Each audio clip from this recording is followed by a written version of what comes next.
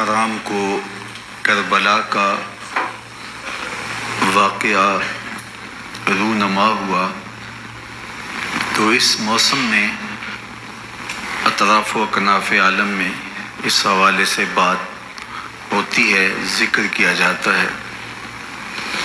اہل محبت حضرت امام حسین رضی اللہ تعالی عنہ کے حضور خراج عقیدت اور خراج محبت پیش کرتے ہیں۔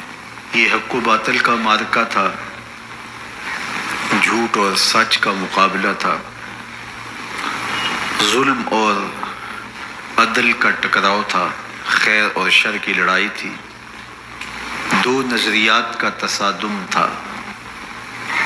ایک طرف امام حسین رضی اللہ تعالی عنہ اور ان کے 72 جانثار تھے، اور دوسری طرف یزید اپنی تمام تر قوت کے ساتھ موجود تھا۔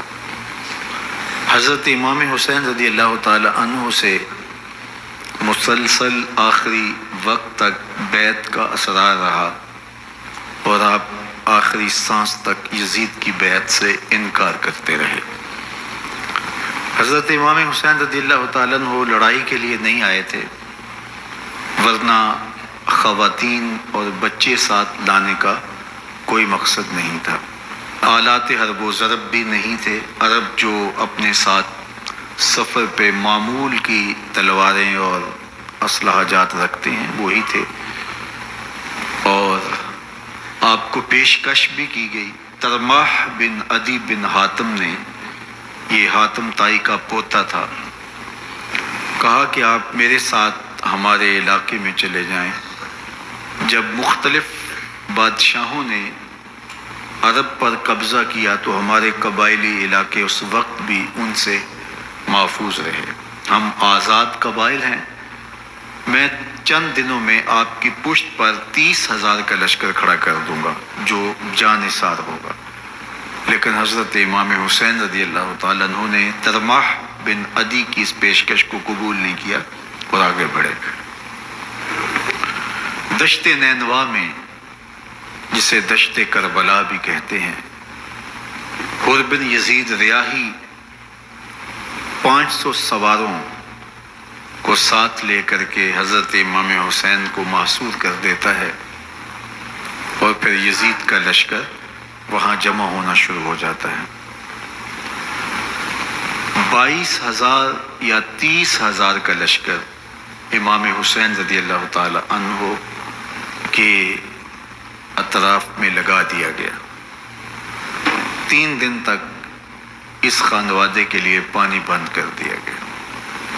پانی کے بغیر تو انسان کی زندگی معطل ہو جاتی ہے، اور 3 دن کی مسلسل پیاس، اور پیاس میں بلکتے 6 ماہ کے بچے، خواتین اور بوڑھے۔ لیکن عزیمت کی راہوں کے یہ مسافر کسی صورت بھی یزید سے بیعت کرنے پہ آمادہ نہ ہوئے۔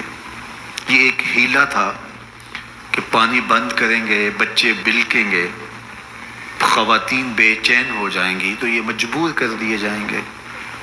لیکن کہا تم جو کرنا ہے کرو۔ یہ بات طے شدہ ہے کہ ہم یزید سے بیعت نہیں کریں گے۔ پھر 3 ماہ پانی بند کرنے کے بعد حضرت امام حسین رضی اللہ تعالیٰ عنہ اور ان کے خاندان کو جس طرح ذبح کیا گیا، یہ ایک دردناک کہانی ہے۔ 72 افراد کربلا میں شہید کر دیے گئے۔ اہل حق کا یہ قافلہ بھوک اور پیاس سے نڈھال تھا، لیکن عزیمت کی راہوں کا یہ مسافر سرنگو نہیں ہوا اور یزید کے ہاتھ پہ بیعت نہیں کی۔ امام حسین رضی اللہ تعالی عنہ آپ کے بیٹے، بھائی، بھتیجے، بھانجے، اعیان و انصار، محبین شہید کر دیے گئے۔ 70 لوگ آپ سے پہلے شہید کیے گئے، پھر امام حسین رضی اللہ تعالی عنہ شہید کر دیے گئے۔ سوید نامی ایک زخمی وہ چھری لے کر کے حملہ آور ہوئے اور وہ بھی شہید کر دیے گئے. یہ کربلا کے آخری شہید تھے جو حضرت امام حسین کے بعد شہید ہوئے. لیکن ان کی خون آشام تلواروں کی ابھی پیاس نہیں بجھی اور ان کی آتش غیظ و غضب ابھی ٹھنڈی نہیں ہوئی. شمز الجوشن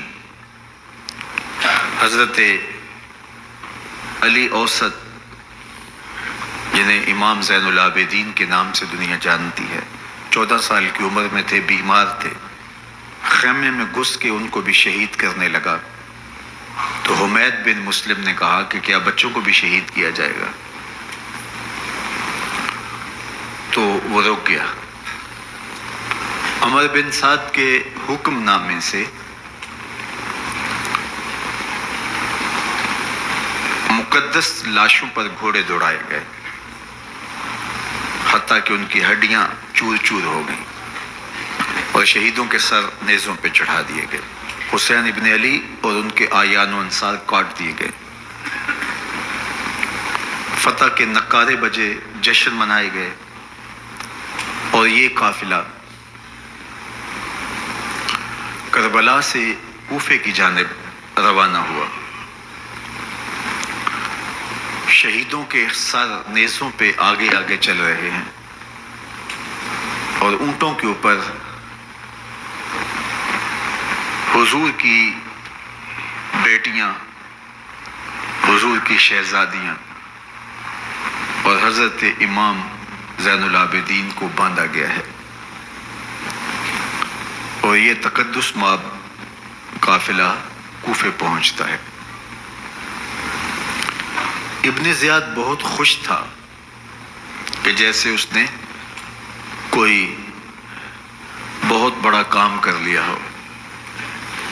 نواسہ رسول کا سر ایک تشت میں رکھا اس کے سامنے تھا اور وہ چھڑی سے آپ کے ہونٹوں اور آپ کے دانتوں پر ضرب لگاتا.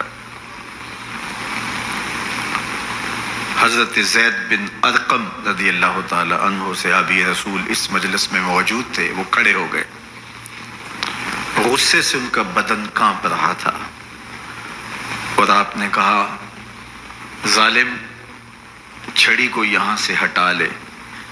میں نے خود ان آنکھوں سے رسول اللہ کو یہ ہونٹ چومتے ہوئے دیکھا ہے. ابن زیاد غصے میں بپھرا ہوا بولا، اگر تو بوڑھا نہ ہوتا تو میں تیری گردن اڑا دیتا. حضرت زید بن ارقم روتے ہوئے دربار سے باہر نکلے اور ساتھ اہل کوفہ کو مخاطب کر کے کہا کہ اہل کوفہ، تم نے حسین ابن علی کو شہید کر دیا اور ابن مرجانہ کے غلام بن گئے. حضرت زینب سلام اللہ علیہا ایک کونے میں بیٹھی تھی، پرانے کپڑوں میں ملبوس. ایک وہ وقت بھی تھا کہ سیدہ زینب سلام اللہ علیہا جب کوفے میں آئیں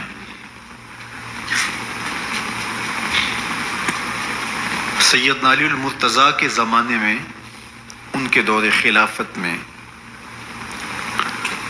دارالخلافہ کوفہ متعین ہوا. تو یہ مدینے سے کوفے آئیں تو اس وقت کوفے کی معزز خواتین نے ان کا استقبال کیا. خلیفۃ المسلمین کی شہزادی، رسول اللہ کی بیٹی سیدہ فاطمہ الزہرا کا عکس حضرت زینب سلام اللہ علیہا کوفے میں داخل ہوئیں. تکریم، عزت اور وقار کے ساتھ آپ کا استقبال کیا گیا اور آپ خواتین کو درس قرآن دیتی، حضور کی شریعت سکھاتی اور اور آج وہی کوفہ ہے، وہی دیوار و در ہیں، اور وہی زینب ہے، اور آج زینب کے ساتھ حسین ابن علی کا کٹا ہوا سر ہے۔ پرانے کپڑوں میں ملبوس حضرت زینب سلام اللہ علیہ آج اسی کوفے میں داخل ہوئی ہیں۔ دارالامارت کے ایک کونے میں تشریف فرما ہے کہ ابن زیاد پوچھتا ہے یہ خاتون کون ہے؟ حضرت زینب خاموش رہی۔ اس نے دوسری مرتبہ پوچھا، آپ پھر خاموش رہی۔ تیسری مرتبہ پوچھا، آپ پھر خاموش رہی۔ پھر ایک لونڈی نے بتایا یہ زینب بنت علی ہیں۔ تو اس کے سامنے حضرت امام حسین کا کٹا ہوا سر پڑا تھا، اور وہ حضرت زینب سے مخاطب ہو کے کہنے لگا کہ اللہ نے تمہیں شکست دی اور یزید بن معاویہ کو فتح عطا کی۔ تو حضرت زینب سلام اللہ علیہ پھر دربار ابن زیاد میں ایک خوبصورت خطبہ عطا کیا۔ زینب بول رہی تھی، لگ رہا تھا مولا کائنات بول رہے ہیں۔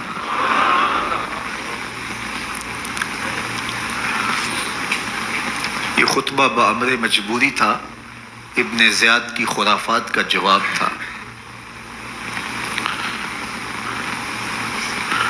تو ابن زیاد سے اس کا جواب تو نہ بن پڑا، لیکن کہنے لگا کہ بڑی مکفہ اور مسجع گفتگو کی، تمہارا باپ علی بھی بہت اچھا شاعر تھا۔ تو سیدہ زینب سلام اللہ علیہ نے فرمایا ہمیں مکفہ گفتگو سے کیا غرض، یہ تو ایک حقیقت ہے جو ہم نے بیان کی۔ تو حضرت